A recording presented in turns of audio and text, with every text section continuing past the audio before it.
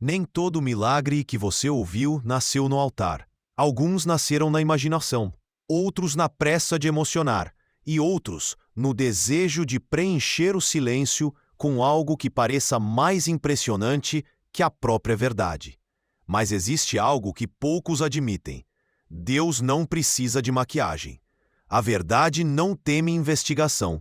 E quando a arqueologia desce ao pó da história, ela pode confirmar milagres, mas também pode desmontar versões que a tradição transformou em fatos. A cidade debaixo da cidade, imagine Jerusalém no calor do meio-dia.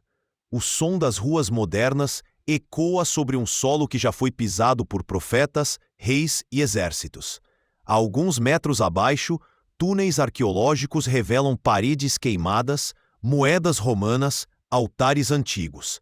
Cada pedra carrega um sussurro do passado, mas alguns desses sussurros não confirmam o que repetimos nos púlpitos.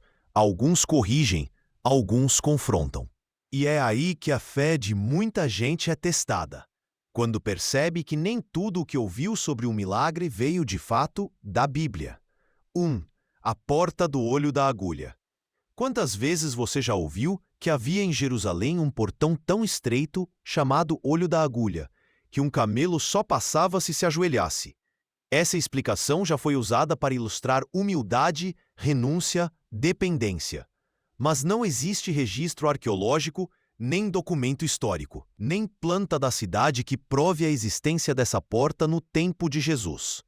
Quando Jesus disse em Mateus 19:24, é mais fácil um camelo passar pelo fundo de uma agulha do que um rico entrar no reino de Deus, ele não estava suavizando a ideia. Não era sobre esforço. Era sobre impossibilidade sem a graça divina. Inventar o portão humilde deixa a mensagem mais palatável, mas remove o impacto. A arqueologia não destruiu a Bíblia, destruiu a ilustração que inventamos. 2. O Sinai turístico. Há séculos, peregrinos visitam Jebel Musa no Egito, acreditando ser o Monte Sinai. Há até um mosteiro na base. Mas as evidências sugerem que o Sinai bíblico possa estar na Arábia Saudita, longe das rotas turísticas. Se isso for verdade, por mais de 1000 anos, milhões de pessoas foram guiadas a um endereço errado. O encontro de Moisés com Deus não perde poder por isso. Mas o fato mostra como tradições humanas podem se impor sobre fatos históricos. E aqui a lição é clara: a fé não se sustenta na geografia, mas na presença. 3. Jericó. Da negação à confirmação. Durante décadas, escavações em Jericó não encontraram sinais de muralhas caindo no período de Josué. Céticos disseram: está vendo? É lenda. Mas análises mais recentes mostraram rampas de tijolos caídos, camadas de cinzas, grãos queimados rapidamente, exatamente como Josué 6 descreve. A arqueologia primeiro negou, depois confirmou, e provou que a Bíblia não precisa de invenções, mas também não teme investigação. 4. Golias e o Vale de Elá. Muitos afirmavam que Golias era um personagem simbólico, até que em escavações no Vale de Elá, arqueólogos encontraram uma inscrição filisteia mencionando Goliá, um nome da mesma raiz que Golias, datado do período exato descrito em 1 Samuel. A descoberta não prova cada detalhe da batalha, mas desmonta a ideia de que Davi lutou contra um personagem mitológico.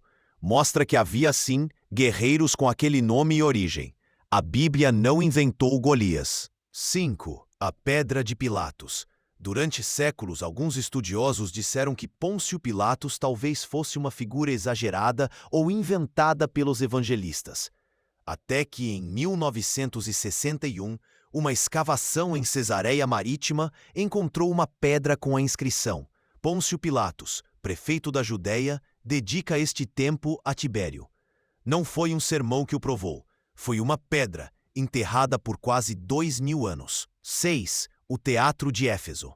Atos 19 fala da revolta em Éfeso contra Paulo, quando toda a cidade encheu o teatro gritando: grande é a deusa Diana dos Efésios. Por muito tempo, críticos diziam que a narrativa era exagerada, que um teatro daquele tamanho não existia. até que escavações revelaram um anfiteatro capaz de abrigar mais de 25.000 pessoas, exatamente como Lucas descreveu. Quando a lenda substitui a escritura, então, por que inventamos histórias? Porque a verdade nua e crua, às vezes, parece pouco para impressionar.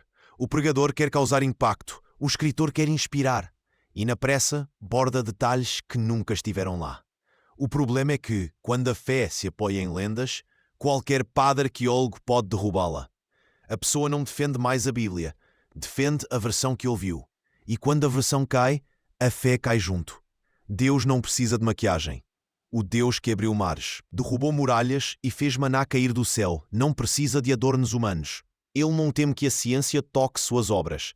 A verdade não precisa de reforço para continuar sendo poderosa. A arqueologia pode desmentir tradições bonitas, mas jamais desmentirá o que Deus realmente fez. E talvez esse seja o maior milagre: ver a fé sobreviver à remoção das mentiras piedosas. O chamado ao discernimento. Se a sua fé depende de uma história enfeitada, ela não está firmada na rocha, mas no enfeite. Mas se está firmada na palavra, nenhuma escavação vai abalá-la. Hoje, enquanto arqueólogos trabalham sob o sol quente do Oriente Médio, Deus continua nos dizendo: eu sou o suficiente, não preciso que inventem para me defender. E a pergunta que ecoa é: você prefere a verdade real ou a lenda que emociona? Porque, no fim, Deus não se impressiona com nossa criatividade. Ele se agrada de quem o adora em espírito e em verdade, mesmo que a verdade não seja tão instagramável quanto a versão inventada. E provou que a fé não precisa de invenção, mas também não teme a investigação. Então, por que inventamos histórias? Porque às vezes a verdade bruta parece pouco para segurar a atenção. O pregador quer causar impacto, o escritor quer inspirar. E acaba abordando a mensagem com detalhes que nunca estiveram lá. E assim, uma frase de efeito substitui a escritura. O perigo é que quando a fé é construída sobre versões populares, qualquer escavação vira uma ameaça. A pessoa não defende mais a Bíblia, defende a lenda. E quando a lenda cai, sua fé cai junto. Mas Deus não precisa de atalhos. Ele não teme que a luz da pesquisa toque suas obras. A arqueologia é apenas uma testemunha atrasada de algo que ele já fez. O problema é que nem todos querem ouvir quando um milagre muda de forma aos olhos da história. Preferem manter a versão romantizada, mesmo que isso signifique defender uma mentira piedosa. E isso não é fé, é apego ao mito. Talvez a maior prova de maturidade espiritual seja permitir que a verdade bíblica se sustente sozinha, sem muletas inventadas. Porque o milagre real, cru e sem adornos, é mais poderoso do que qualquer lenda.